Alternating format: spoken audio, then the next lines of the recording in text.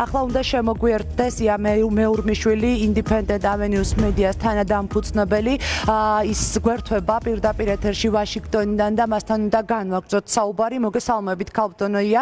პირველ რიგში მადლობას გიხდით თქვენი დროისთვის და გადაცემაში მონაწილეობისთვის. ახლა როდესაც მოვლენები ელვისის სწრაფით იცვლება, შეიძლება ითქვას ყოველ დღე ომის დაწყებიდან, ოპერაციის დაწყებიდან ასეთია პროცესების განვითარება. საინტერესოა როგორია დამოკიდებულებები და გამოხმაურებები ოფიციალურ ვაშინგტონში, რა შეფასებები კეთდება. ჩვენ ექსპერტების მხრიდან ვისმენთ იმას, რომ გაძლიერებული თავდასხმები ირანის მხრიდანაც არის ერთგვარი ვაჭრობა წამოიყვანოს ტრამპი მოლაპარაკებებზე, თუმცა პასუხი გავიგეთ არა უკვე გვიანია. რას ამბობენ ვაშინგტონში? მოგესალმებით, ძალიან დიდი მადლობა ჩართვისთვის. ზოგადი შეფასება ვაშინგტონში არის ისეთი, რომ ყველა ძალიან დიდი ნაწილი ექსპერტების ამბობს იმას, რომ აიათოლას ლიკვიდაცია მოხდა საბოლოო ჯამში ესეთი გლობალური უსაფრთხოებისთვის და მით უმეტეს ახლო აღმოსავლეთის უსაფრთხოებისთვის დადებითი ამბავია, თუმცა ეს არის ძალიან ესეთი ბევრი ნიუანსის მომცველი საკითხი გამომდინარე იქიდან, თუ რამდენად აუცილებელი იყო თქვა შეერთებული შტატების ჩართულობა ამაში, რამდენად ხანმოკლე იქნება ეს ოპერაცია, მაგალითად პრეზიდენტმა ტრამპმა თავდაპირველად თქვა, რომ ეს დაახლოებით 1 კვირის განმავლობაში გაგრძელდებოდა, ახლა უკვე 4-5 კვირაზეა საუბარი, თუმცა როგორც თქვენ აღნიშნეთ, შემდეგ გავიგეთ ის, რომ გრძელვადიანი ოპერაციისთვის ემზადება შეერთებული შტატები. შეფასებები თანდათან გამოდის კიდევ უფრო მეტად მას შემდეგ, რაც გუშინ კონგრესი დაუბრუნდა ვაშინგტონს, ზოგიერთი სენატორი ამბობს იმას, რომ შეერთებული შტატების ჩართულობა კითხვის ნიშნის ქვეშ, თუ მიზეზი რატომაც ჩართო შეერთებული შტატები კითხვის ნიშნის ქვეშ დგას, გამომდინარე იქიდან, რომ შეერთებული შტატების კანონის მოთხოვნის თანახმად პრეზიდენტმა ომის დაწყების შემთხვევაში კონგრესიდან უნდა აიღოს ნებართვა, რაც ამ შემთხვევაში ყოველ შემთხვევაში ესე ბოლომდე არ გაუკეთებია. ალბათ ამით არის განპირობებული თეთრი სახლის განმარტება, რომ შეერთებულმა შტატებმა მიიღო გადაწყვეტილება დაეწყო არა ომი, არამედ მასშტაბური საბრძოლო ოპერაციაც. შესაძლოა, თუმცა მაინც საბრძოლო ოპერაცია, მაინც სხვა ქვეყანაშია, მოგეხსენებათ პრეზიდენტი ტრამპი მოვიდა და დაპირებით, რომ შეერთებული შტატები სხვა ქვეყნებში სამხედრო ინტერვენციებს არ განახორციელებდა, თუმცა ეს შეიცვალა მას შემდეგ, რაც ახლა სახეზეა ის, რაც არის სახეზე. თუმცა ეს ბოლომდე არ არის ადმინისტრაციის ზოგიერთი წარმომადგენელი, მათ შორის მაგალითად მარკო რუბიო სახელმწიფო მდივანი აცხადებს, რომ ოპერაციის დაწყებამდე მან სენატში ეგრეთ წოდებულ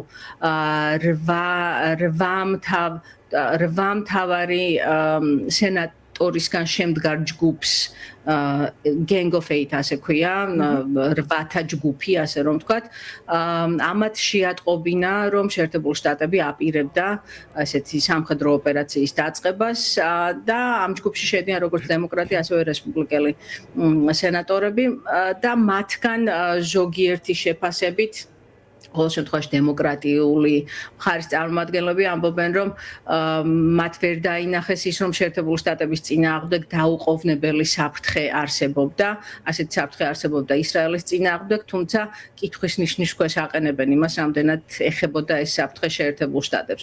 ეს მიმდინარე საუბარია ჯერ ისევ, სულ რაღაც რამდენიმე დღის წინ, 2-3 დღის წინ დაიწყო, მოგეხსენებათ ეს როგორც ოპერაცია, ასევე საუბარი და უნდა დავალოდოთ ნახოთ საბოლოო ჯამში როგორ განვითარდება ეს ყველაფერი. აქამდე რაც ვიცით, არის სამხედრო თვალსაზრისით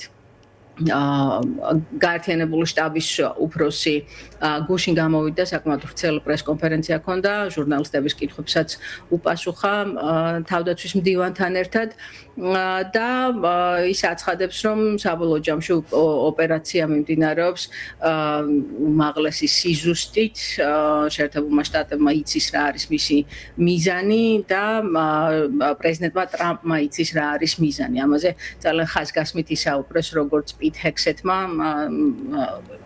თავდაცვის მდივანმა, ასევე გაერთიანებული შტატების უფროსმა. ამ დროისთვის ვიცით, რომ ამერიკელებს შორის არის მსხვერპლი, ასევე იქნა ჩამოგდებული რამდენიმე თვითმფრინავი, ზოგიერთ შემთხვევაში ეს თვითმფრინავების ჩამოგდება მოხდა ესეთი მეგობრული ძალის მიერ, საჰაერო თავდაცვების ყურის ქვეყნების საჰაერო თავდაცვების მიერ.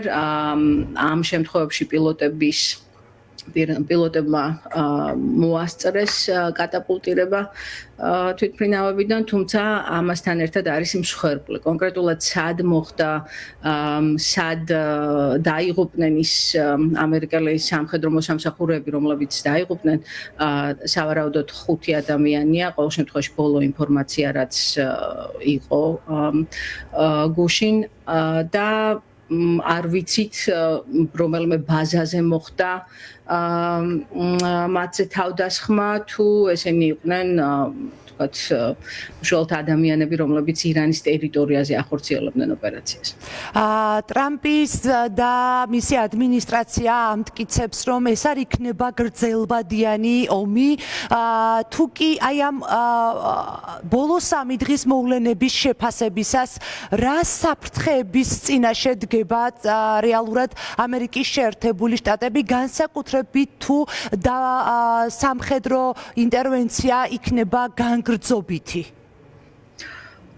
საფრთხეები თავისთავად საფრთხეა ის, რომ გრძელვადიანი იყოს ეს ოპერაცია. ზოგიერთი როგორც მედია, ასევე მიმომხილველი ამბობს იმას, რომ სავარაუდოდ ეს იქნება იმაზე გრძელი, ვიდრე ამ დროისთვის აკეთებს ადმინისტრაცია ვარაუდს.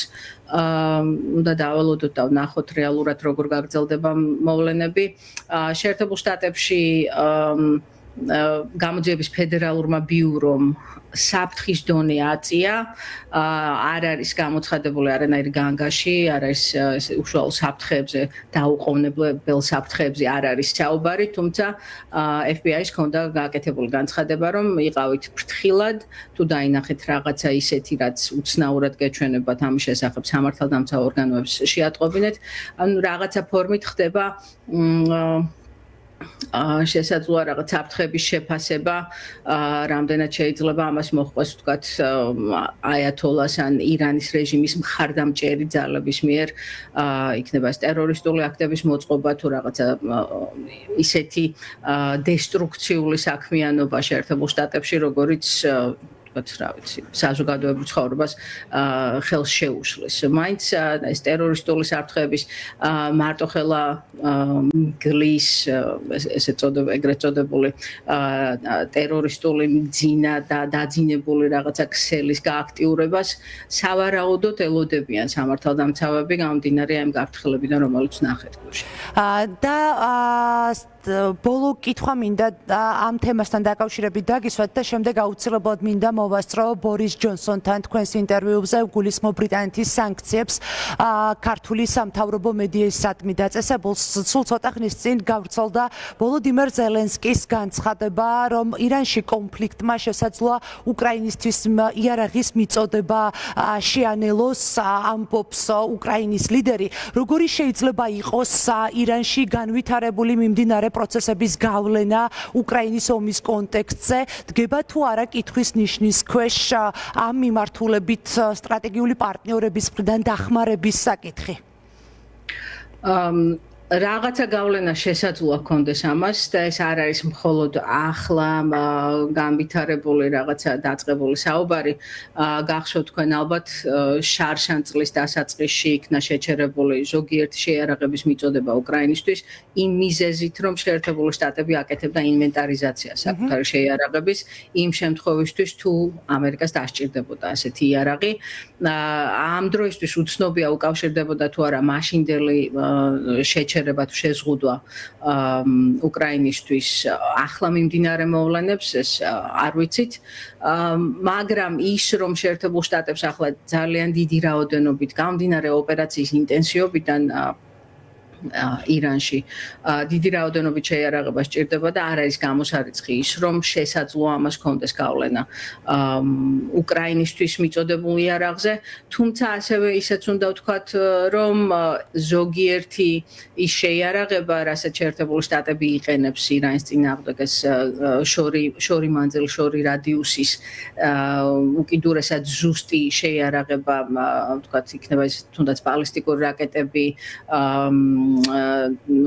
სხვადასხვა ის იარაღი, რომელსაც უკრაინა ძალიან დიდი ხანია სთხოვს შეერთებულ შტატებს, მაგრამ ჯერ არ გადაუციათ, მაგალითად ტომაჰოკები არის ასეთი.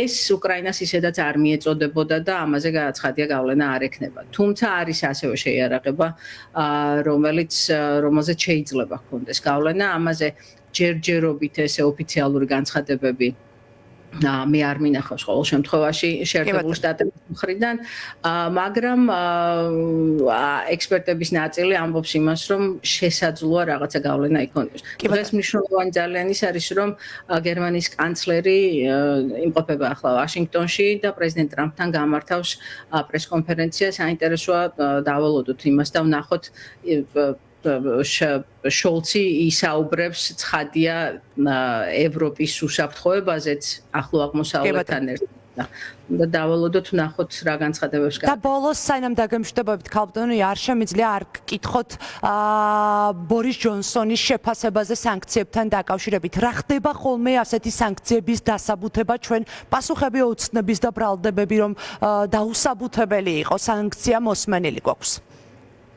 ბორის ჯონსონმა საკმაოდ ესეთ მოკლე პასუხში თქვა ის, რომ სანქციების დაწესება, როგორც ბრიტანეთის მთავრობა სანქციებს არ აწესებს, ვთქვათ, ჩატარებული ანალიზის და ღრმა და საფუძვლიანი გამოკვლევის გარეშე. ასე რომ ის რომ დასანქცირდა საქართველოში ორი ტელეკომპანია, ნიშნავს იმას, რომ დიდი ბრიტანეთის მთავრობა რაღაცა დროის განმავლობაში აკვირდებოდა